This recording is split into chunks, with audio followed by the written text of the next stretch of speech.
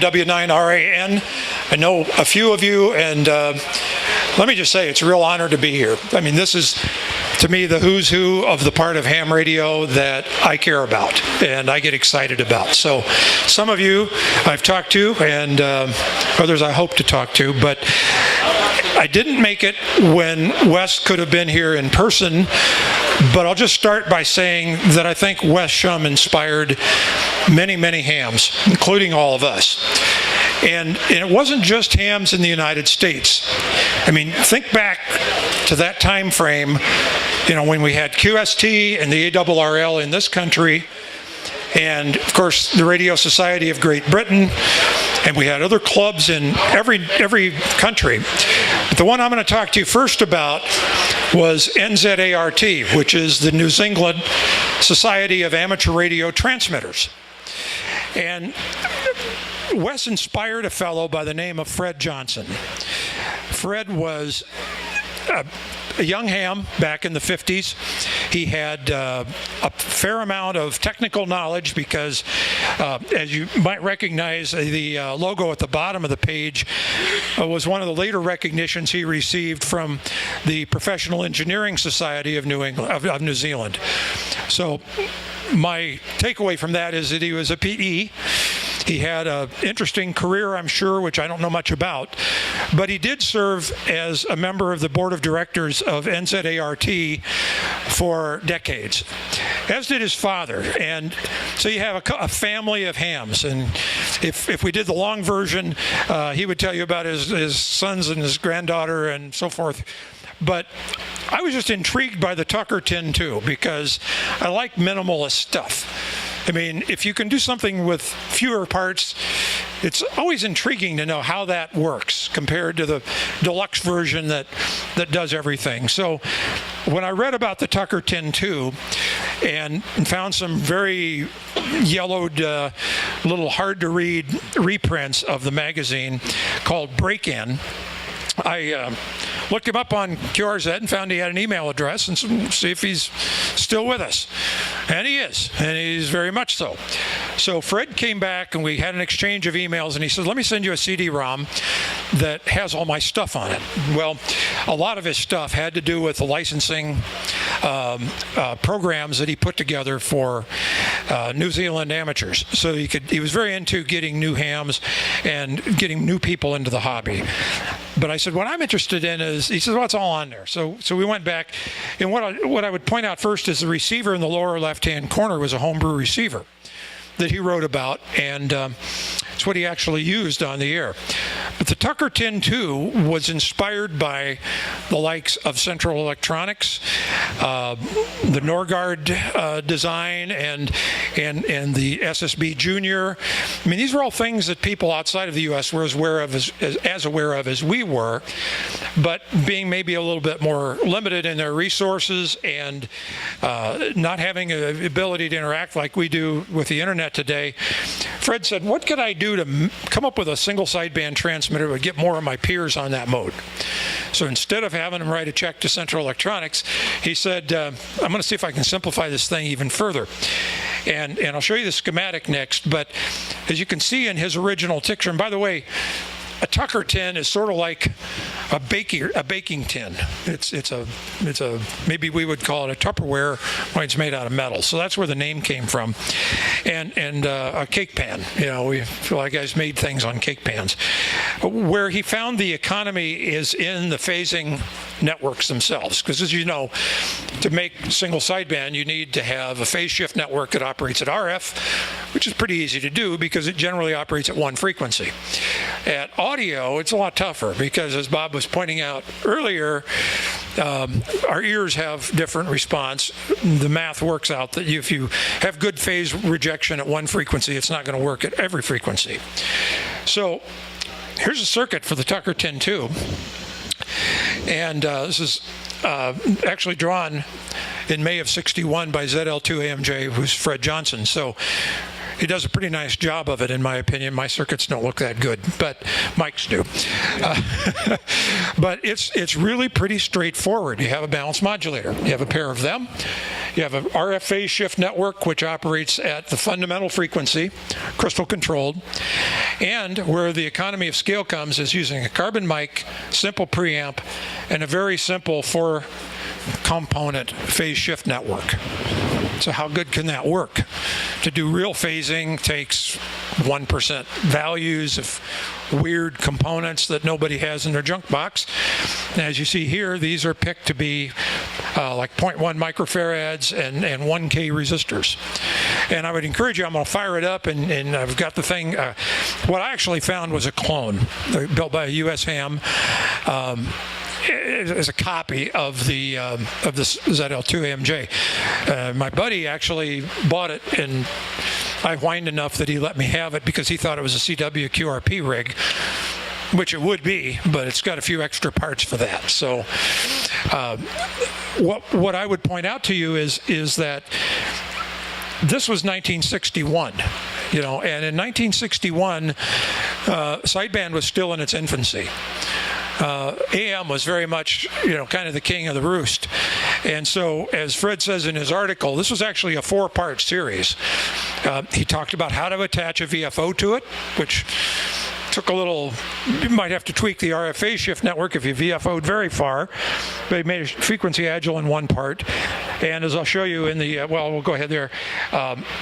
He actually turned it into a Tucker 10-3 by building a single tube linear amplifier. And you can go online and find that linear amplifier. It's called a rainy day amp or something. And the guy who blatantly ripped it off failed to give any credit to ZL2AMJ. But it's the same identical circuit. A 6N7 is not what you would call an 813, right? But it boosted the power to 12 watts output. So that made a Tucker 10-3. And those were the 4 parts of the article. And he actually had little helpful hints here and there about how to align it and how to do various things. The reason for the pictures at the bottom is Fred's father was ZL2AG. Joe Johnson, and he was again also a member of the NZART board and active amateur. He worked in the forestry industry, and I just threw the picture in there because I don't know about you, but I've never been to New Zealand, but every picture I see of the place looks like paradise. Looks like out here actually. But the Chatham Islands are about 450 miles southeast of New Zealand.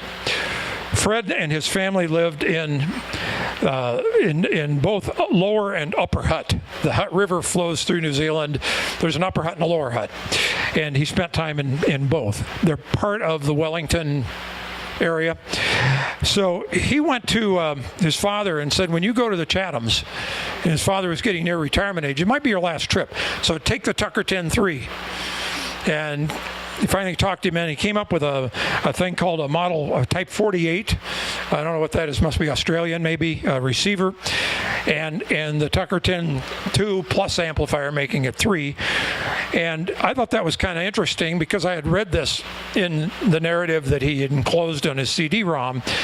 But wasn't until I was getting ready to put this together to talk about it for today, last week, I realized that he actually did include the audio file that he had made reference to. So you're going to get a chance to hear the actual Tucker 10-3 from 1962 as Fred Johnson made his final trip before he retired to the Chatham Islands. So hopefully this is going to play. Hopefully I'm not going to fat finger it.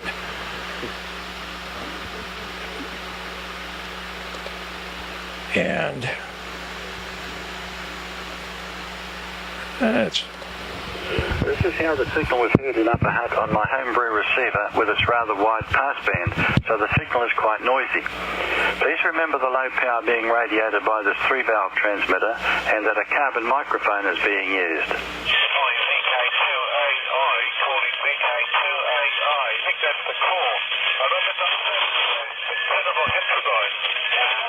VK2AI. This is Zulu 2, George April, portable 3 on the chatter.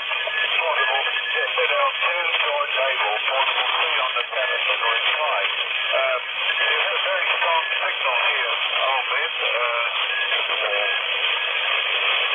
Red, is it? Red, yes. You have a fairly strong signal here, and I have no difficulty in copying, but there is a considerable sign alongside your station, a considerable heterodyne. I'm not too certain whether you're on AM or not, but if that's the case, it's my fault. So your you should be really readability 5, strength 6. Readability 5, strength 6, I think, is what I can give you. So I'll pass it back to you now to see how you're receiving me. This is an L2GA portable 3 on the chatter. Calling K2AI and standing by. That was an extract from a recording made in Upper Hutt on 18th of July 1961, 40 years ago, of my father, Joe Johnston, ZL2GA, operating portable at the Chatham Islands. I'm Fred Johnson, ZL2AMJ. So how cool is that? One thing that he mentioned, which I would just reiterate, first of all, it was 75 meters on a portable setup, 450 miles, 12 watts PEP. So homebrew receiver. I mean, to me, that's truly a little time capsule of this hobby, this segment of the hobby that we enjoy. I'm glad to be able to have shared it. And now for something completely different.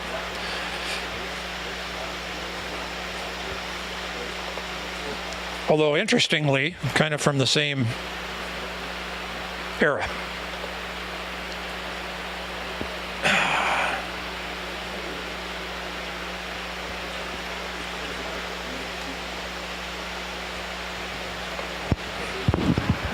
For a lot of us, the chase is as much fun as any part of this, finding the thing that you've been looking for. So I'll get that part out of the way first. And I will mention, I don't know if any of you, I know Ron remembers Jack Iverson. And Jack was an acquired taste. I mean, I think both ways. He hadn't quite acquired a taste for me, nor I for him, but we knew each other a little bit. And I'm sure it was on the original boat anchor list that he popped up. He's in the Chicago area, and so he's fairly close to me. And he popped up with this offer for FPM-200s for sale. And as it turns out, I jumped right on it, and I said, I want them. He said, well, you can come down and see them. And he gave me his address. So we, what was the suburb? Where did he live in?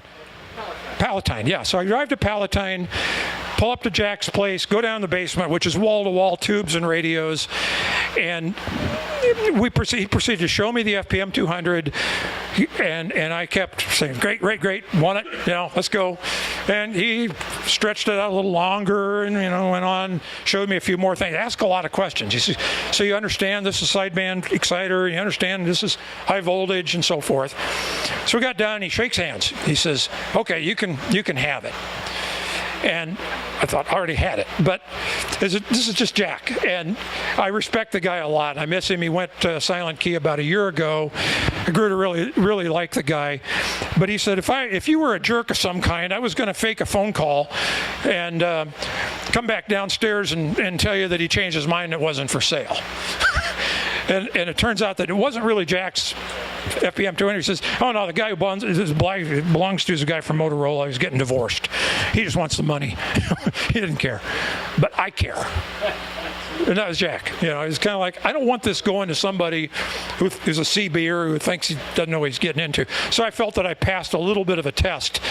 And at the time, I was still working. I didn't have time to work on it, give it its full justice. I got it working a little bit. And so this is one I'm going to spend time. It's a retirement project, I guess, and we'll really give this radio its due. So I did that a few years ago, and Lynn's heard on the air and a few of you. But I believe it's a radio that's 15 years ahead of its time.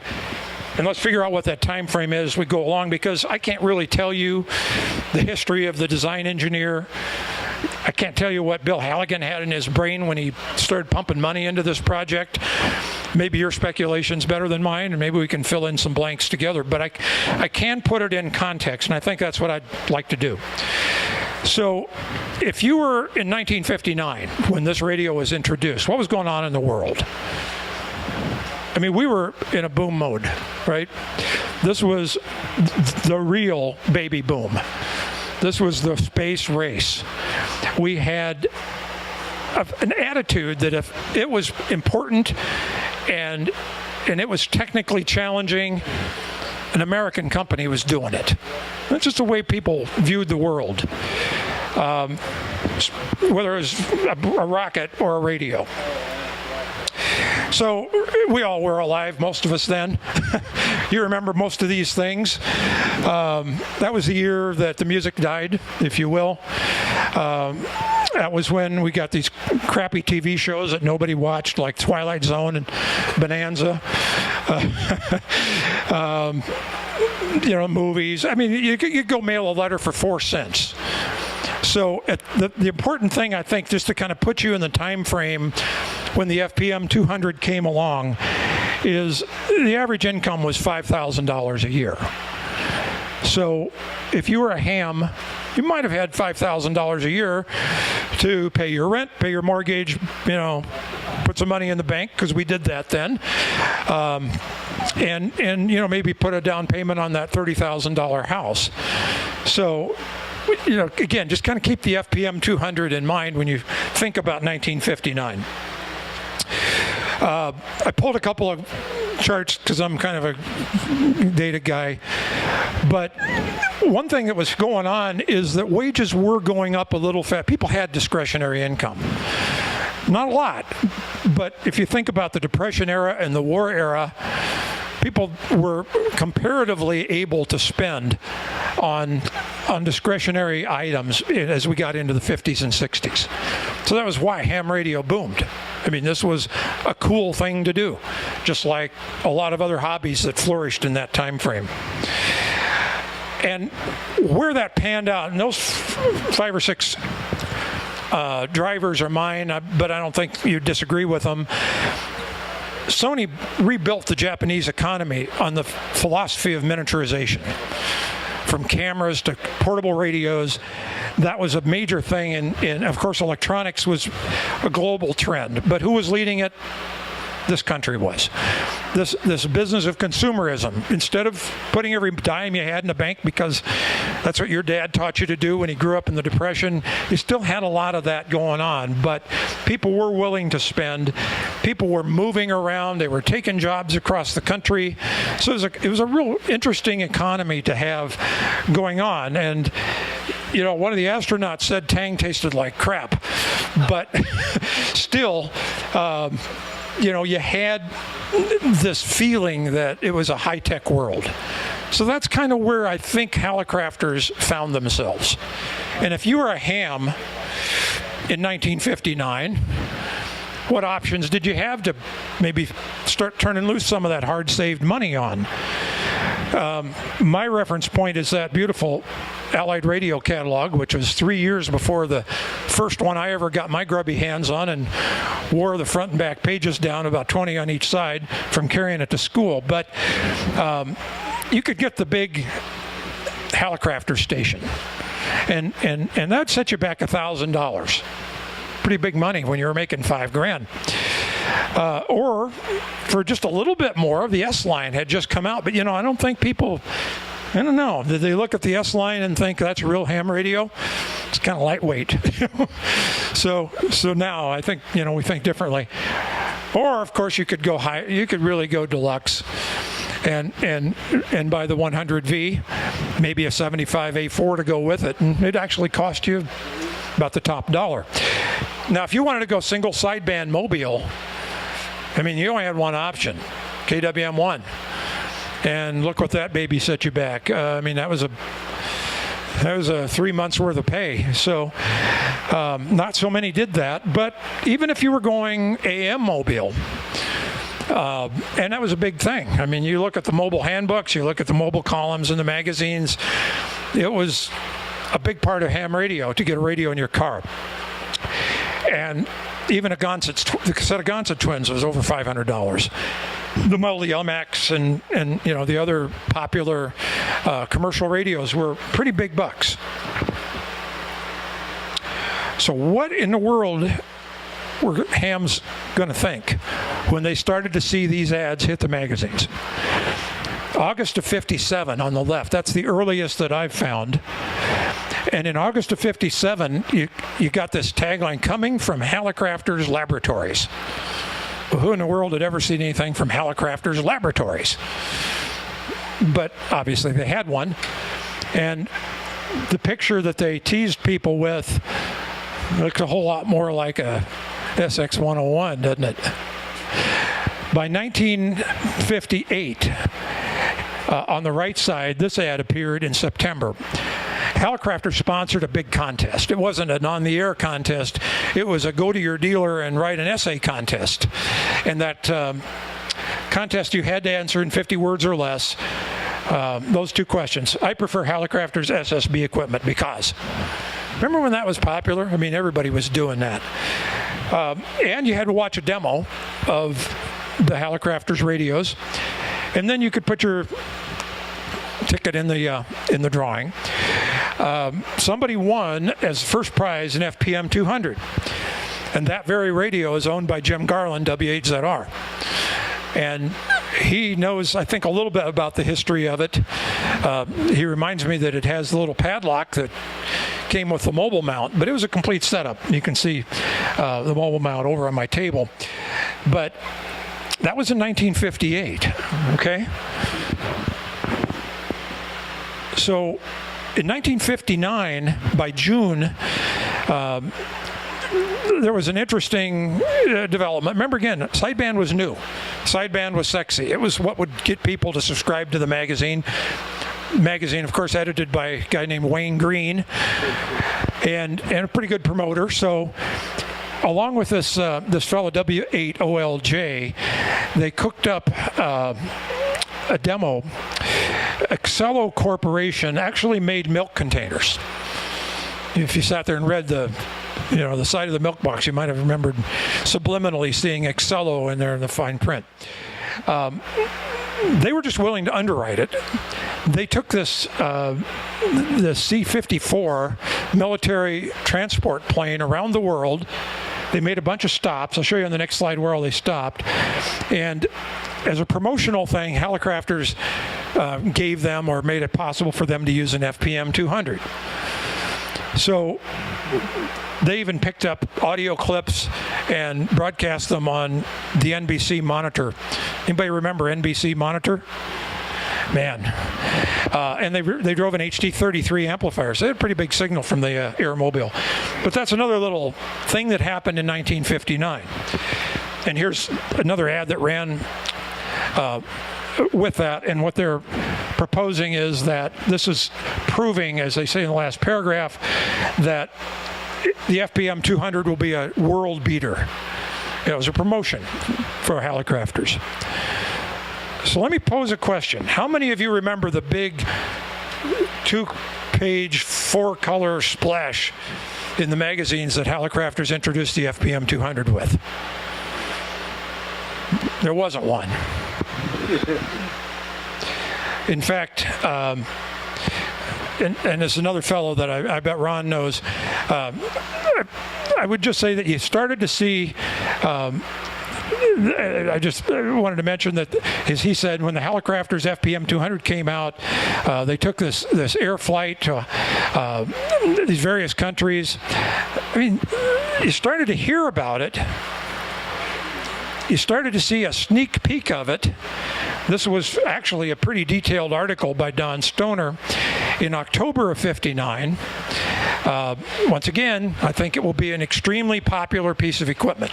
This is what the pundits were saying, right? And all I could say is when you get up to my 1962 catalog, it finally appeared in the Allied catalog. There was no 4-page or 4-color splash. I really don't know. They weren't advertising it in the magazines. You saw what I've been able to find already. So it poses kind of a mystery. What was going on with this radio? Why weren't they selling it? Was it just the fact that it cost a half year's pay? Or, we can certainly attest the fact that they work. They did make it work. But you also see in this page, if we look at that, in the 63 brochure, the price was given as $26.60 in an earlier catalog. It was now down to $19.95, so maybe they felt a little price pressure. Not that would make a whole lot of difference. But this is a blow-up of what was in the 62 Allied catalog, and that's where I first saw it. And you probably did, a bunch of you too. So from 1957, from the teaser, to the time it hit a major radio catalog in 1962. What was going on? It's a mystery. The specs, I'll shift over and talk about the radio itself now a little bit, are really pretty good. I mean, it's not an ICOM 7800 or whatever, but it covered all 5 amateur bands. They didn't cover 160, but then nobody did because 160 was Loran. But they did include like all 4 segments of 10 meters, which not very many people did, but they didn't cut any corners, is I guess my point. It includes the ability to work AM. It's sideband with carrier, but it has an AM detector. So you could have AM QSOs without anybody knowing in those eras. It had 1 KC dial readout. I mean, whoever heard of that? Collins guys is the answer. You didn't get that off of your SX 101, I don't think. So I kind of distilled that down to some bullet points. And I'll just run through these and kind of wave some of the modules around. But let me do it now. I mentioned Jack and how I got my radios. What I didn't tell you is the rest of the story, and it was about 4 years later. I'd been into the FPM-200 enough to know what it looked like. As I say, I kind of put it on the shelf, waited till I had time. And I'm sure Ron remembers, Hamfest used to have at Waubonsee Community College. They still have it, it's just somewhere else. I used to go to South Milwaukee on Saturday, drive down with my camper, stay at a little forest preserve about a mile away. I show up at this Waubonsee Community College Hamfest. It's a great big chunk of asphalt out in the middle of July, so it wasn't a real pleasant place to be. And about the only people there early was this big box truck that said attic and basement cleaners. Well, that's interesting. What do you guys got? Well, the guys who clean attics and basements don't know anything about radios, but they know enough to bring it to where it bring it to. So they started setting these boxes out. Odd-shaped, any kind of box. Honestly, I don't know whose estate it was. I mean, it could have been Fritz Frankie's estate. It could have been any Hallicrafters. I don't know. But being there early, I started digging through boxes as soon as they hit the desk.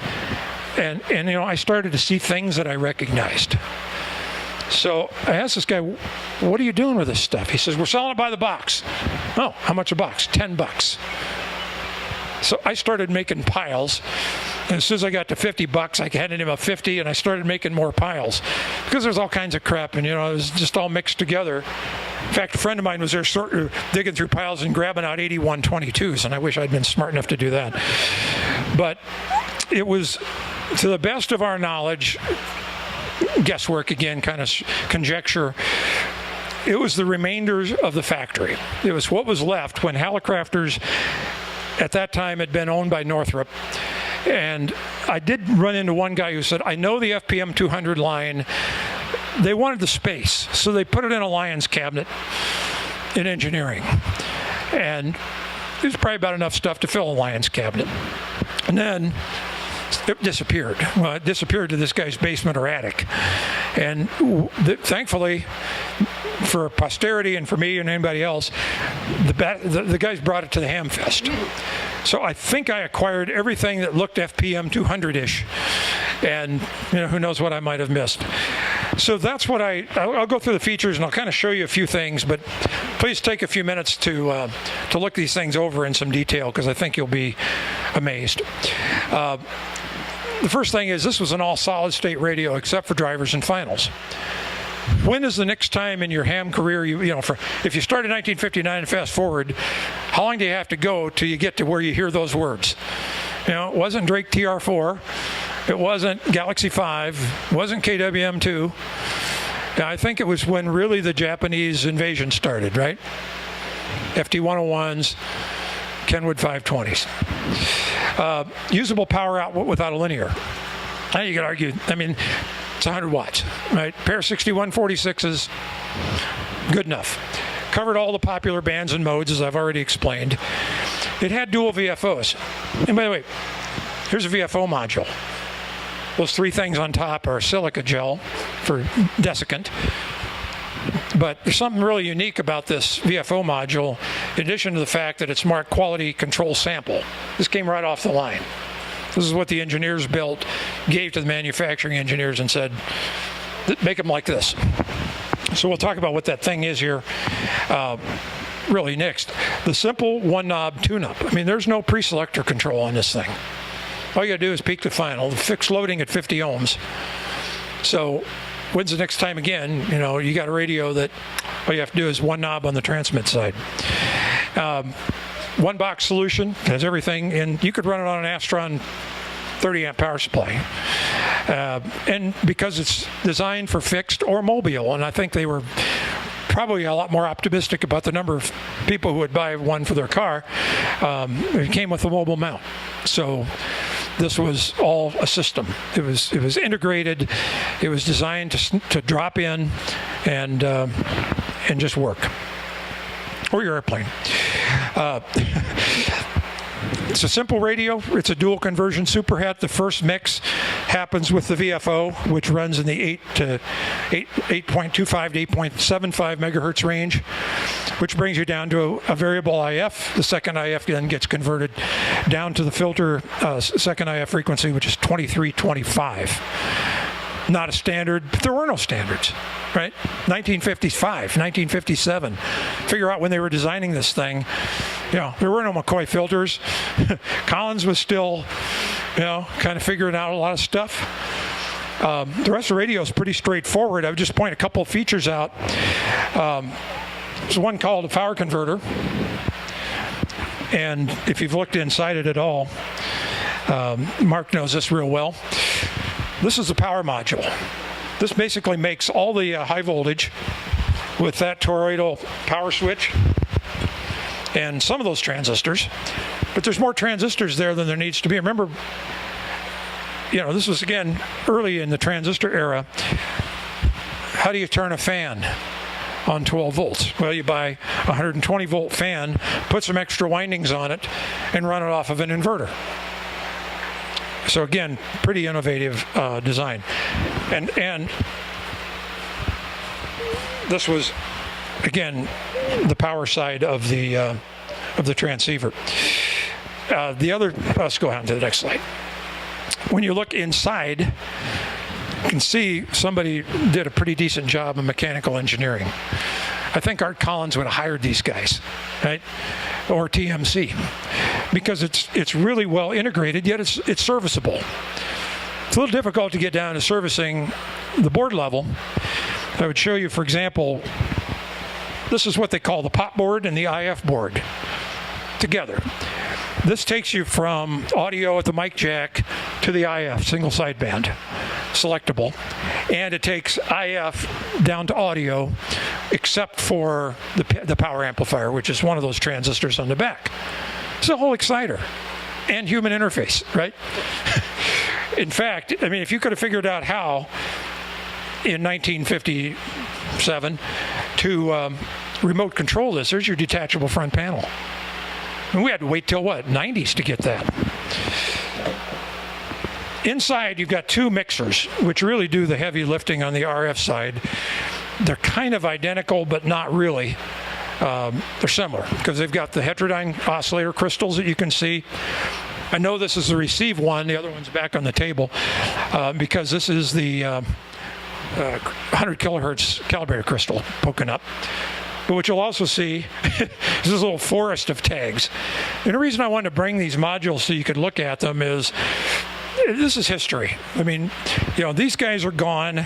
in all likelihood. I don't know who they were, but they were true innovators. And in the context of the time in which they worked, I think they were really good engineers. And so, yet good engineers now as well as then sometimes have to do things like, how about reversed coil leads or added diode clipper. So they were making engineering changes on the fly, as all engineers still do. Just to amplify a little bit on a couple of key points, I'll just go through those bullets and then we'll be done. Solid state except for the driver and final. Regency TR1 1954 was the first transistor portable, right? Collectible radio, big deal. But they used some NPN transistors that would barely work at the broadcast band.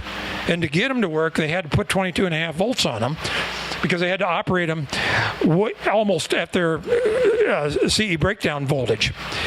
So here comes Hallicrafters, and they're making RF with enough power to drive a 12BY7, and they're doing it up to 30 megahertz in the same time frame. So somebody had their brains in gear. There's a list of the transistors. There's 52 diodes, 41 transistors. Of the diodes, there's a Zener, probably pretty modern, and 3 Varicap diodes. I mean, they understood about variable capacitance, when you reverse a diode, but why would they have needed that? Do you think it's for RIT? Yeah, it's for one knob tuning. Let's just go up to that. Well, let me explain it first. I'll get it. When we go to the next page, to get the output power, as I said, they had to drive a conventional PA. Here it is. Pair of 6146s, just like in a KWM2, just like in a Heathkit SB101. Screen regulators, and if I can find it, no, there's under the shield is a 12BY7. It's all there. But how many of those PAs can you pick up in one hand? How many of them have bead chain driven linked exciter and PA tuning, as well as the band switch, which is gear driven? I mean, they had to do this to make it fit. But take a minute and look at the quality of the construction, the packaging. I mean, there's literally no more room in this module.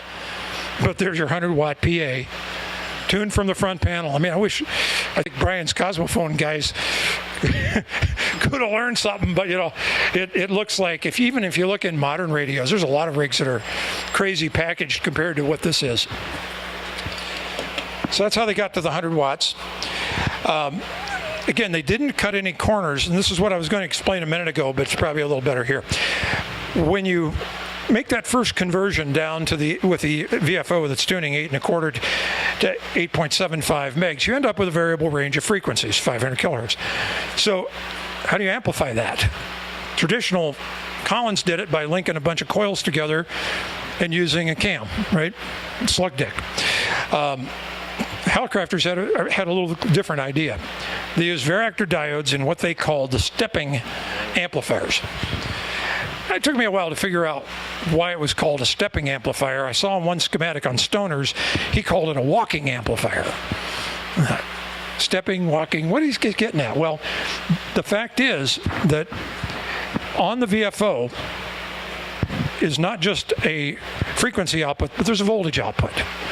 There's a variable, there's a pot, which you can kind of see, which is linked and tuned across. As you tune that 500 kilohertz range, you're also generating a voltage ramp. It goes from roughly 0 to roughly 12 volts or something up there. And so that voltage ramp is used to step tune the IF amplifiers using the varactors that are in here. That's where the varactors come in. And that's why it doesn't have a preselector control, because it's all done electronically. I mean, if people could understand back in, they didn't really talk about that, but think how advanced that was in 1957, 8, 9, 62, whenever. Yet, when you look inside the coils and trimmers are just like you'd find in any radio. But And by the way, all the transistors are germaniums and they're all socketed. So that's the way things were done then. It also had the other features that I mentioned. It has a noise limiter, it has AM detector, they didn't cut any corners. The dual VFOs we kind of already talked about. One thing I will mention is I think it's got the simplest and most intuitive VFO selection mechanism of any radio, even today. One dial is red, one dial is blue. The VFO switch has got red, red, blue, blue, red, blue, blue, red. How can you go wrong? Or do you need a menu for that? The one knob tune-up, again, kind of talked about because of the track tuning. I think they stole that from Collins. If you go back to my 32V transmitter does that. So it's not unique in the world. It was probably unique having done it with Varactors. And I'll just show you one other little interesting piece. This is the differential. A differential band switch. And that one side connects to the transmit IF amplifier, one side to the receive, so it can drive both band switches together. Out the back comes the bead chain, which goes to the PA module. Yeah, it's a little bit of a hassle getting it timed because none of the detents, or none of the switches have detents. You just got to get them all in the right position. But look at this thing. I mean, that's a differential drive with a cast frame, stamped gear. I don't think there's a part in here that wasn't custom. So somebody at Hallicrafters had to design this thing, had to find contractors to build them, bring them in-house, and for what? For how many radio? This is the real mystery. Another thing they did on the front panel, which I think you see some of these are actually pots, things like Vox controls, much like the 100V, tucked them up out of the way. In this case, you just have a little screwdriver, little tiny hole in the front panel. So, good human factors. They made the radio easy to use, hid the complexity, so you could have one knob band switching. Same thing here. I mean, if you want to simplify your back panel, just ram everything out a custom connector. When you look at the power supply or the mobile mount, you see the mate to that. I mean, that's a Canon connector that makes the one on the KWM2 or KWM1 look simple, but it meant there was nothing in that back panel except that one connector. So there's no forest of RCA jacks or anything else. But if you want to hook up that stuff, they gave you a breakout in the power supply with an octal plug, which of course hams love octal plugs. So you can run your phone patch or your TR relay or whatever you needed to do. The other thing, if you've seen anything that looks like a wiring harness, here it is. Now, again, back to the TR1. Let me make sure if it had a PC board. I think it might have been hand wired. Remember Zenith used to brag about hand wiring their TVs? So how many things in 1959 had printed circuit boards in them? How many radios were manufactured with printed circuit boards? Look at all the boards in these things. So they're all custom. They're all pretty nice, good quality. Here's an 1/8 inch thick, what I call the motherboard. I don't know what they called it. I couldn't find a name. Interconnect board, maybe. But that's all it is. I'm not even sure these connectors aren't custom. They make wiping contact with a slotted male pin, and that's what hooks everything together. Front panel, IF boards, even the VFO board, I believe, plugs in. So that's the wiring harness. And when you get the radios, the modules all put together, you basically get this thing lined up right and push real hard, and down it goes. And, by the way, if you want to work on one of them, it's good to take this out, and you can actually, you can clip on here with 12 volts and audio and IF signals and fire up one board at a time. That's how I got mine working. So it kind of becomes a test fixture. But a lot of customization, a lot of custom modules. And again, if you look at the mobile mount, you'll see it's a drop-in mount, much like Collins used. I got a feeling they were watching Collins pretty closely. And the fixation power supply is just a 12-volt unregulated brute force supply. So here's what I would leave you with. When was it designed? Somewhere in the 50s. It was clearly out there in 59 because they gave one away. They started water dripping people as early as 57. So chances are they were working on it in 55, 56, at least some of the pieces. So that's the time frame.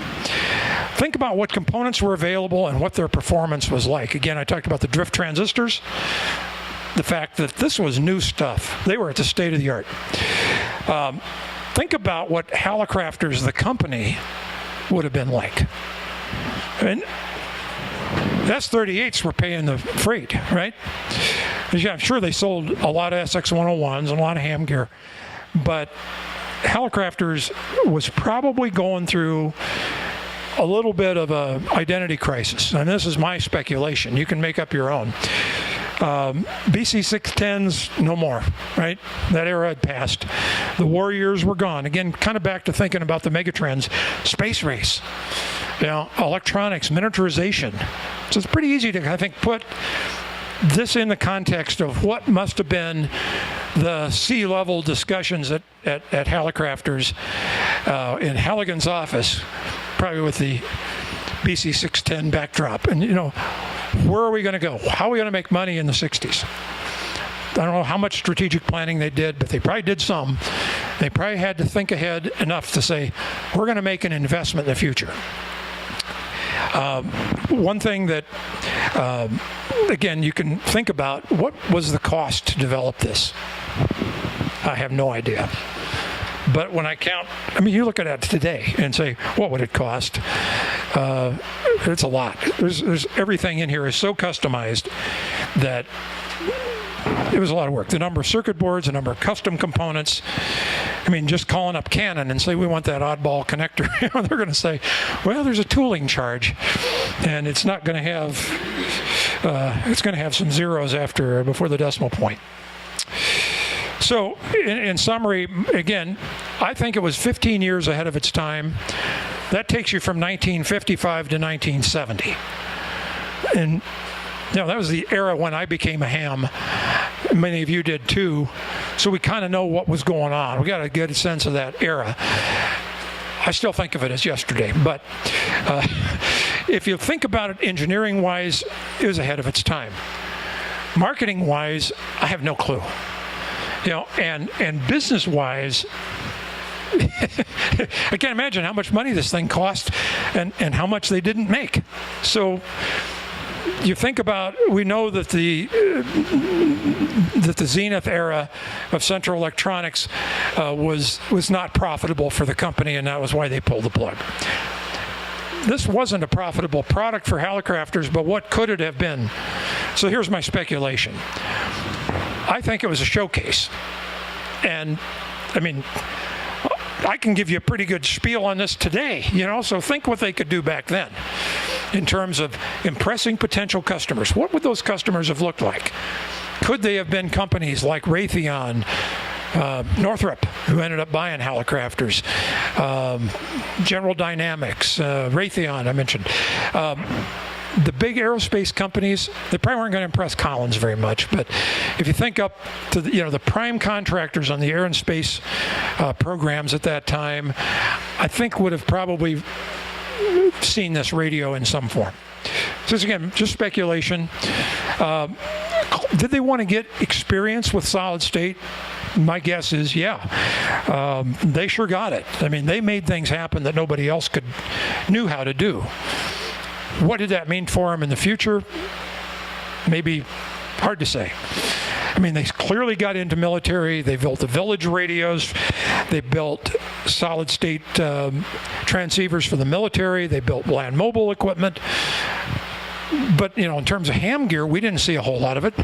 There's the highest end, and it's got a few transistors in it in the SR2000. And it probably impressed the hell out of their distributors. If you go back to that slide with the contest, how many ham, well, we just lost AES, it's reincarnated as HRO. But think about today, how many, there's Gigaparts, there's HRO, I'm running out of names. RF parts,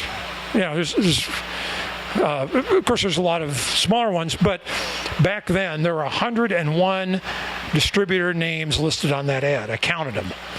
101. they would have had a distributor in Kingsport or in Johnson City. You know, I mean, towns of that size. So when they went to that distribution channel and said, we want that S38, we want our stuff up on the top shelf, in the window, on the top of your co-op ads, you know, they had a lot of clout. I think this helped improve that. And boy, what a message it must have sent to the competitors. I mean, I'm thinking if you were out there fiddling around, you saw this and said, there's the future. So what did we see? You know, we saw a guy named Herb Johnson come up with this little radio called Swan, right, in his garage in Arizona. We saw quite a few little innovative companies get going, and I bet you a lot of them looked at this and said, can't do that, but I can do something. One thing I would ask is W9RAN maintains an owner's list. There's at least one owner here, Richard, and me. I'm out of date, so let's get our information to Jim and bring this thing up to date, because this has about 21 names on it, and there's a lot of speculation. I know they built more than 21. I think it's maybe 31. I don't know. But if you have one, I would just say thank you, Bill Halligan, for having the vision and the foresight to give us so much great technology. As another pioneer. N900 and W9RAN contributed some of these beautiful pictures, so thanks to them. Thanks to Jack, who allowed me to become the FPM-200. Thanks to the innovators. I mean, this hobby is all about innovation. It still is. It's just being done in a different way, maybe with a little more software. So thank you for your attention, and I really encourage you to take a look at the radios and the parts, because this way you can see what it's made of without having to tear one apart.